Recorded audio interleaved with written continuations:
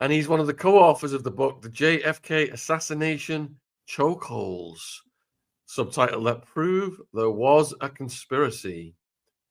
And he has also carried out a breakthrough study of how history textbooks cover the JFK assassination and how the authors defend themselves. I think we've had some of those people on the channel. But anyway, the link for the book, JFK Assassination Chokeholds, is in the description, as is a link to Paul's website, and the Twitter is down there as well, the X.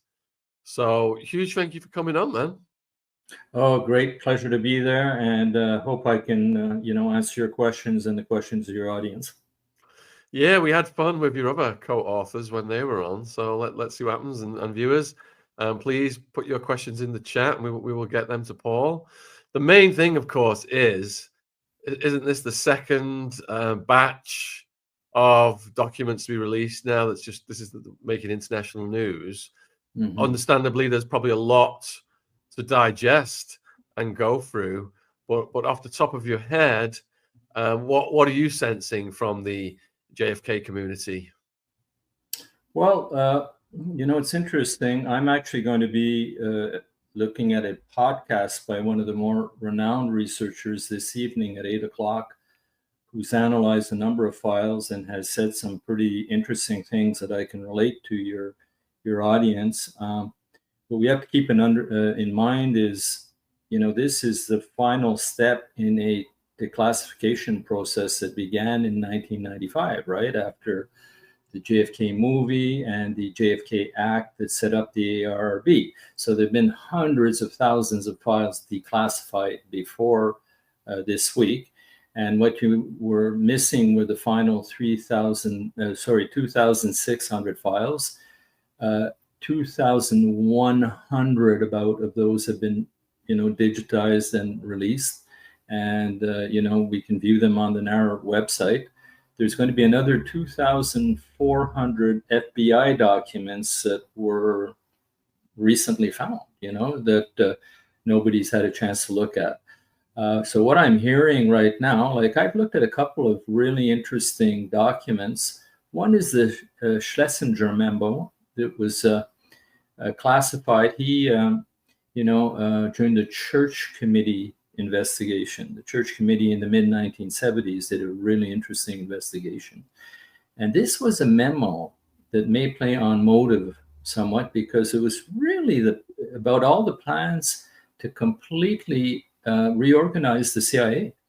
And that reorganization was stimulated, or the desire to reorganize, by the failed Bay of Pigs, which where Kennedy felt extremely let down by the intelligence services. If you audience recalls the JFK movie, there's a part where they say, hey, I'm going to splinter the CIA in 1,000 pieces and scatter it to the winds. Well, this document mentions that. I found one passage absolutely fascinating too in there. It talked about, in the 1960s, early 1960s, the Night of the Generals in France. And, this was going to be a revolt against de Gaulle because of his position on Algeria.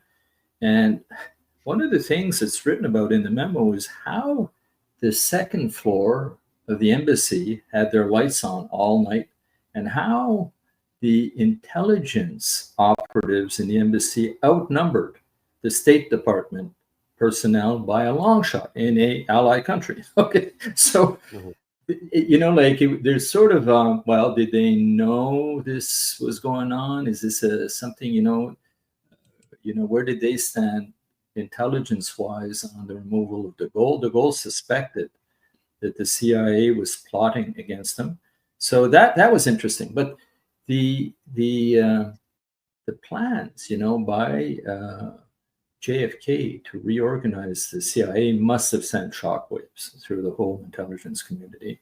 And that memo is pretty interesting.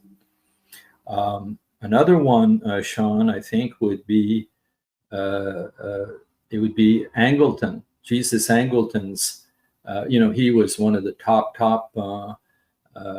officers in the CIA. I think he think he was head of counterintelligence by then. But anyway, he had something like 70 pages of testimony during the church committee, and 40 of those pages were redacted. And Jefferson Morley, first of all, points out a number of things. He's always been able to show a relationship between intelligence and Oswald. And he, I think, will be telling us tonight how this document adds to that. And, you know, very notably, about a week before the assassination, according to Jeff, Angleton had a 310-page file on Oswald on his desk. So this whole idea, you know, of a vagabond, you know, a loner vagabond who's kind of stumbled into the Texas School Book Depository, you know, with no traces and no, you know, never being in the limelight is completely false. That narrative is false. So the next question you need to ask yourself is, how does a defector, you know, a defector who was in Russia for 2 years, who threatened to give away radar secrets while he was there and made it known to, you know, the embassy. He later gets arrested when he's in Oswald because of his Fair Play for Cuba committee activities, very badly seen, and he interacted with the FBI during that period. And then, you know, 6 weeks before the assassination, he or an imposter is in Mexico City, you know, interacting with agents of the Russian embassy and suspected of taking bribes. The question you have to ask yourself is, how can someone like that have been in the 6th building adjacent to the motorcade route? And why did the Secret Service not have a signal saying, hey, you got to remove this guy? So that points to, you know, there's sort of a very strange thing. Either the CIA was terribly incompetent or they were cognizant. You know, you can't have it both ways. So that's what I'm finding very interesting so far. But there are 60,000 pages plus that have been released, so we need to come to them. So earlier you said that JFK was going to splinter the CIA into over 1,000 pieces. What reasons, in your opinion, did he have for doing that? Well, the reason that people point to is because of when he got the briefings for the Bay of Pigs invasion, which was started during the Eisenhower era and actually coordinated by Nixon. It was never supposed to be a big invasion. It was always supposed to be, you know, by, you know, using tactics that they had used like in Guatemala and, you know, like very bloodless regime changes. But what happened there, obviously, was a total debacle. I mean, the Cuban exiles who landed on the beach all got captured within hours, and it was one of the biggest embarrassments that Castro used against Kennedy, and, you know, sent. I mean, for propaganda use, there was nothing worse than embarrassing their foe. And Kennedy had to go on national television, admit his failures, and he said, the buck stops with me. But he conducted a study on the failures, and there's no doubt that he was misled by Allen Dulles, who headed the CIA, and the CIA with respect to how complex it would have been to retake the island. You know, in other words, they were trying to force him in a corner, saying, hey, now that people have landed, you know, if you don't bring out the heavy artillery now, they're sitting ducks. He didn't bring out the heavy artillery. So that really frustrated him. And when he looked at it, RFK was on that committee, his brother.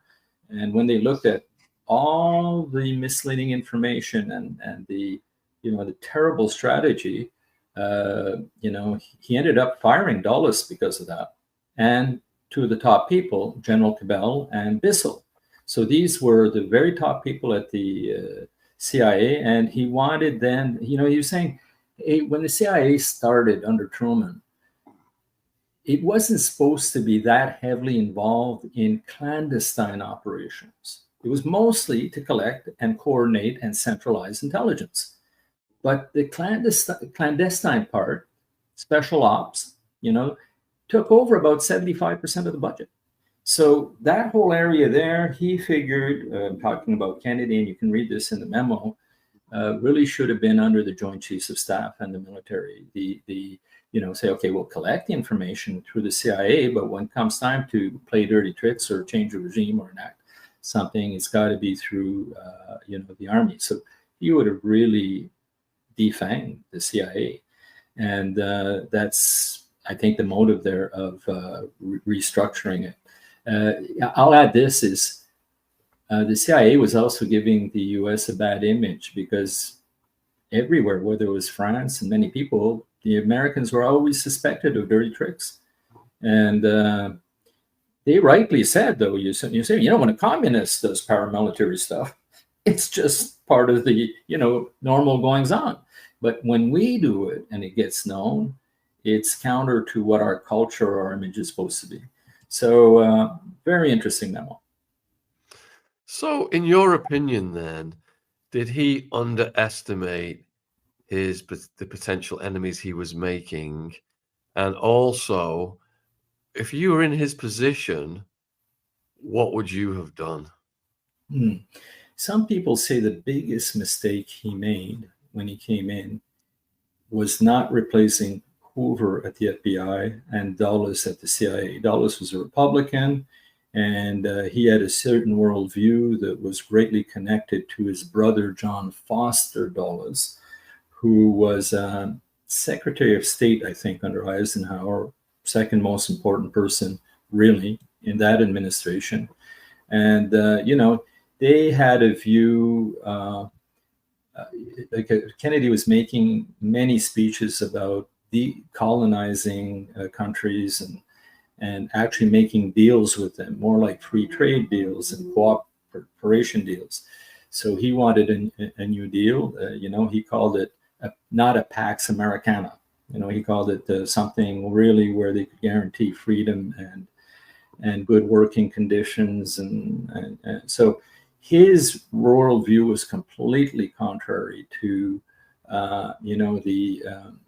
the CIA's and the military leaders of that day. So I think he would have, he really needed to have like-minded people in charge of key positions, and he didn't, and they turned against him. So that's one thing. The second thing, what would I have done? Well, geez, I don't know how easy it was to see something coming at first. These are very calculating people, and how obvious did it become that he was on some sort of hit list? He knew he couldn't control those. He told de Gaulle, he says, I don't have anything against you, but I can't speak for the CIA. He actually said that. So I think it would have been, the key thing would have been having the right team leaders. And you didn't have the right team leaders with Hoover, with Dulles, or even with Curtis LeMay in the Joint Chiefs of Staff, who was, the Joint Chiefs of Staff were so hawkish, he didn't have any doves in there. So the way he surrounded himself, I guess, was the big flaw, I think, in his administration. Is it true that JFK's father was kind of mentoring him to a point, but then he had a stroke or something and it stopped? Well, I believe he was mentoring him or leading him, but I don't know to what point he played a role. JFK, at a very early age, he was of course, he was in the Navy, right? And he was a journalist in Europe, a very important one, and I think he developed a view of the world. So I haven't read that much on the father's influence on him in terms of his policies or his philosophies. I can't say more than that. Did you hear of anyone else guiding him, or was he reliant on his brother? Well, I think his brother. I know that he also there was for instance, the Vietnam policy. He talked to the ambassador. I think it was in Vietnam. Someone called Gullion. I may have his title wrong, but and he spent a lot of time talking to him, and he figured out for Vietnam that it's a war they couldn't win, and he knew that early. In terms of his, other mentors, I think that people like Schlesinger and others of that nature, even McNamara, I think probably had his ear, but in terms of a mentor, that's a good question. I wouldn't be able to tell you who it would have been early on. So you've got a question here from one of the viewers from Abundantly Empowered. And Abundantly Empowered is wondering about the speech JFK made referring to secret societies. Mm-hmm. If you can elaborate on that and whether he was possibly referencing Freemasons. I don't know if he was talking about Skull and Bones, Freemasons. What he was definitely pointing to is, secrecy and dirty tricks and dirty games, and he felt that a heck of a lot was being hidden, I think, from the American people. And I don't know if it was a foreshadowing of how he, intended to counter the intrigue and the espionage that the CIA was involved in, and their clandestine, their dirty tricks worldwide being done secretly. But that's the most I can say on that one. So, do you think there was a tipping point of interests that JFK made enemies out of? Yeah. And that once that tipping point was reached, his fate was sealed? Yeah, that's an excellent point. I think it was a build-up, because in 1961 you had the failed Bay of Pigs. But just for your audience, we'll be revealing something pretty thorough soon, because myself and two other researchers, Jeff Meek and Larry Hancock, have been working for about a year on a research project. If you look at our book, the JFK Assassination Chokeholds, it's a book about 10 areas of indisputable proof that there was a conspiracy, but we don't go into the nature of the conspiracy. Now, at this point, all the investigation I'm doing and others are, okay, so there's a conspiracy. What likely happened? And the research project that we looked at involved surveys of some of the best read researchers out there, people who've read 30, 40 books, who've attended conferences, so on and so forth. And we've had over 125 replies for 4 surveys. And the questions were exactly that. Well, first of all, motive. Why does the research community think he was murdered? The second question was how? What modus operandi? The third one was a timeline. Okay, so we'll get to that answer. And the fourth are who are the people of interest. Now, in terms of timeline, what comes out is that the missile crisis, 1962, October, that was an area where the war hawks were really pushing JFK to strike Russia preemptively, first. And he says, we have to hit first. We have to do it now. And they were pushing and pushing. And they wanted, of course, to invade the island. Now, again, the missile crisis was caused by what? It was the Russians having brought nuclear weapons in Cuba 90 miles away from American soil. So there was a blockade and so on and so forth. Now, thank God that Khrushchev, who was being pressured on his side to strike, from his people, thank God that Khrushchev and RFK and JFK communicated directly, and they came out and they struck a deal. However, that after that, there's plenty of evidence that between November and January, the Joint Chiefs of Staff, the people in the CIA, were openly hostile towards JFK, and that is where most researchers think there was a tipping point between the end of 1962 and early 1963. And so many parallels with today, but we'll get to that. You said the second point was the how. In your opinion, what's your how? Okay, so I'll try and connect the how and the who, because to do the how, You have to have the right people to do it. So the Americans developed, if I could put it, two playbooks. One was called ZR Rifle. ZR Rifle was perfected by William Harvey. William Harvey was almost sort of an assassination czar of the United States, and he developed this technique for regime change and, executive action, taking out people. And we know what ZR Rifle is because after he passed away, we found his handwritten notes. And ZR Rifle is described as a program where, first of all, you would have containment. Okay, not very many people would be aware of what the final objective of an operation was. Second thing that you would try and do is use surrogates. So in other words, there had to be layers between the CIA and the organizers and those who would conduct the hit. Were they mafia hitmen? Were they Corsicans? Were they, but there had to be layers there.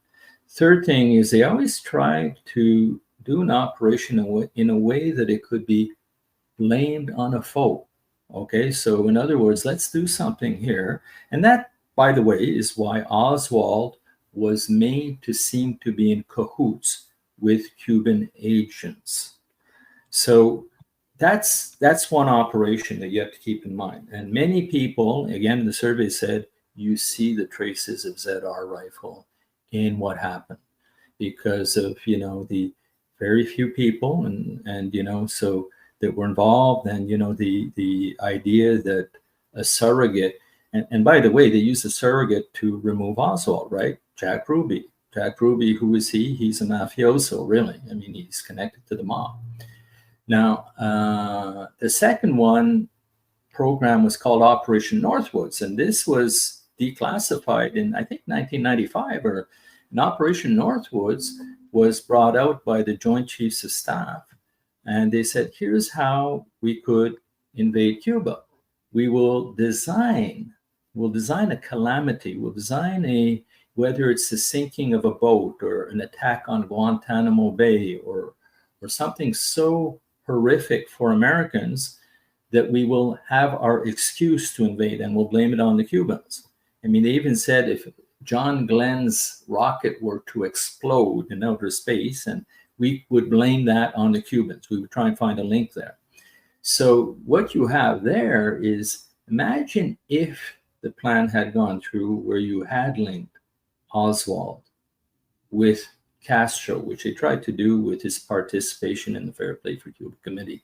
They tried to do it, with this charade that went on in Mexico City, where somebody impersonated him and false witnesses said they saw him taking bribes, $6,500 from Cuban agents, right?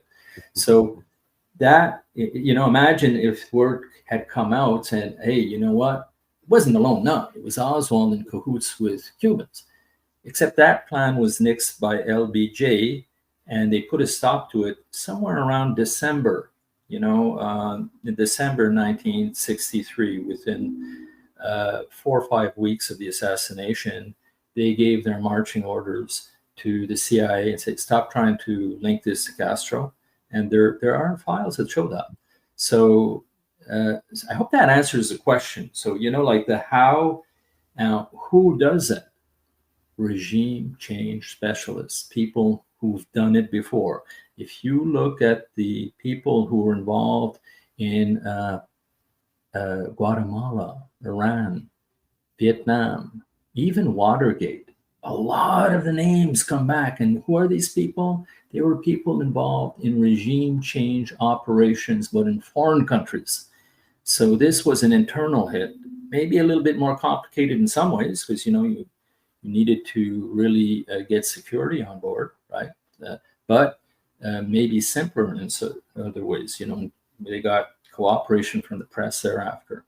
So I don't know if that answers the question, but if you look at it, it is a regime change operation technique that they use abroad, that they, in this case, use internally. Yeah, you're explaining it really well.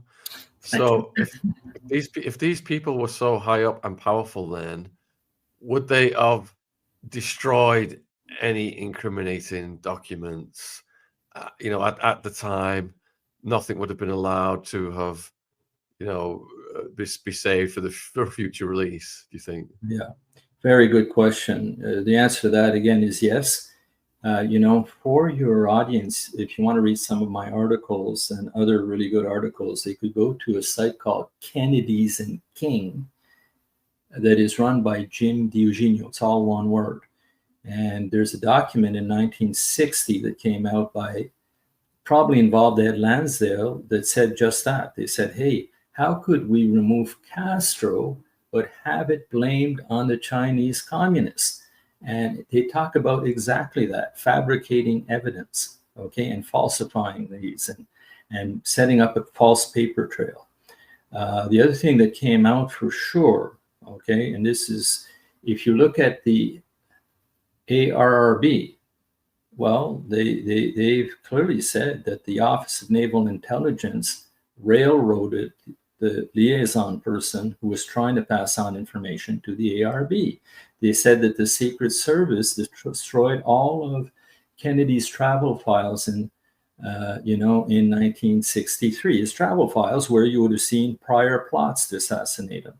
You would have seen also, they said that Angleton was key in falsifying information. And by the way, going back to ZR Rifle, I forgot to mention it. Part of the handwritten note said, hey, we're going to have to make phony documents, phony 201 files. In other words, we'll take a person like Oswald, okay, and we'll change the paperwork on him. So things like planting a gun and making it look like he ordered a rifle and, doing all the paperwork around that and making it look like he got some financing from Cuban agents, it's right part of their, part of their game plan. So you got another viewer question from Seagull. Are there any details in the new files that significantly change the narrative we've been fed over the years? Well, I'll go back. Oh, sorry. Go on. Sorry, Sean. And then there's a second part. It says, does anything really change post-release of these extra files? Okay, so I'm forced to say that it's too early to tell. I'm really anxious to listen to Jefferson Morley because he was on Fox News saying that it's not a nothing burger. He says there's a lot there. And he sent me 20 documents that we need to keep an eye on, when the releases. I've looked at 3 of them. I mentioned the Schlesinger memo. So I think the idea of motive is clear. Fox News was actually saying, after talking to Morley, he says, there you have it, folks. Kennedy wanted to get rid of the CIA. It was the clandestine services, the CIA. And the person he fired was Dulles. And where does Dulles end up? On the Warren Commission, investigating his own crime, likely, is what the, what the message was. So look, again, it's, one of my good friends who's really, he's known as a